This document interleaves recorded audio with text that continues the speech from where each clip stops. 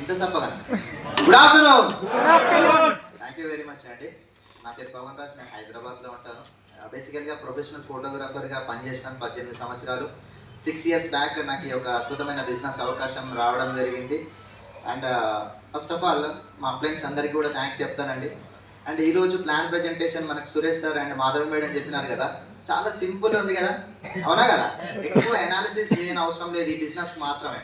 చూడండి, shop change చేసి brand change చేస్తే మీ జీవితం మారుతుంది అని అంటే కనుక ఇంట్లో బాగా ఆలోచించి అనాలిసిస్ చేయాల్సిన అవసరం ఏముంది?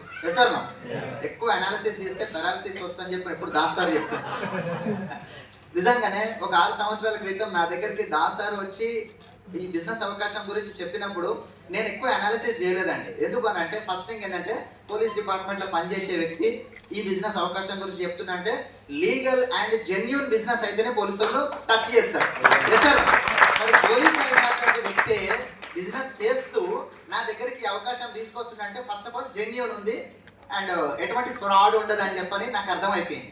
ఇంకేం చేయమంటున్నారు? రూపాయి కట్టని అవసరం లేదు అంటున్నారు. ఇది కూడా బాగానే ఉంది. ఆడ కొనేటువంటి నిత్యావసర వస్తువులు గీడ కొనుక్కుంటే నీకు ఒక డిస్కౌంట్ వస్తుంది, మంచి ఆరోగ్యకరమైన ప్రోడక్ట్, అండ్ ఇతరులకి రిఫర్ చేస్తే నీ లైఫ్ టర్న్ అవుతుంది సార్, నీ కార్ వస్తుంది, ఫారెన్ ట్రిప్ వస్తుంది అంటే ఎందుకు ప్రయత్నం చేయకూడదు అని చెప్పని అనిపించింది. అనాలిసిస్ అస్సలు చేయలేదు.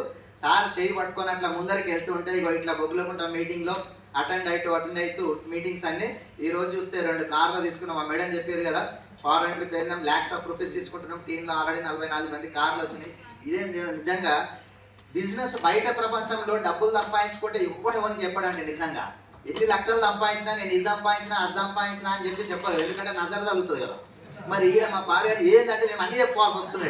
నేను 10 లక్షలు సంపాదించినా, నేను 20 లక్షలు సంపాదించినా, దాసారి చెప్తున్నాడు 10 తులాల బంగారం కొన్నా సార్ అని చెప్పని. దొంగలకు నజర్లో పడుతుంది, సుట్టపోళ్ళకు నజర్లో పడుతున్నాం. గుమ్మడికాయ కడితే అది 2 రోజులలో పట్టుమంటుంది.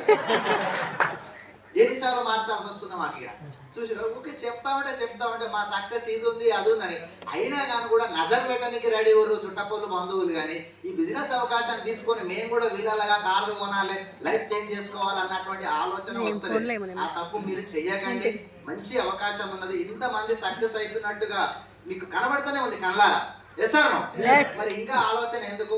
వాళ్ళు వీళ్ళు చెప్పిన మాటలు వినకండి. మనిషి ఎప్పుడు ఎంత గుంజే ప్రయత్నమే చేస్తుంటాడు మన చుట్టుముట్టు అనేటువంటి వ్యక్తులు. చిన్న స్టోరీ తోటి ముగింపు చేస్తాను. ఒక గాడిది ఒక కుక్క పరుగు పందెం పెట్టుకున్నాయంట. గాడిది కుక్క ఏది గెలుస్తుందండి? కుక్కనే స్పీడ్ ఉరుకుతుంది కదా. అయితే సరే మన ఇద్దరి మధ్యలో ఎందుకు, మనం ఒక 1 కిలోమీటర్ దూరంలో ఒక సింహాసనం ఉంది, ఎవడైతే ఫస్ట్ దాని మీద ఎక్కి కూర్చుంటాడో ఫాస్ట్ గా వాళ్ళే గెలిచినట్టు అని చెప్పంటే సీన్ కట్ చేస్తే పోయి గాడిద కూర్చుంది ఆ సింహాసనం మీద. అరే ఇట్లా పాసిబుల్ అయిందని అందరూ ఆశ్చర్యపోతుంటారు. కుక్క మెల్లమెల్లగా కొట్టుకుంటూ వస్తుంది.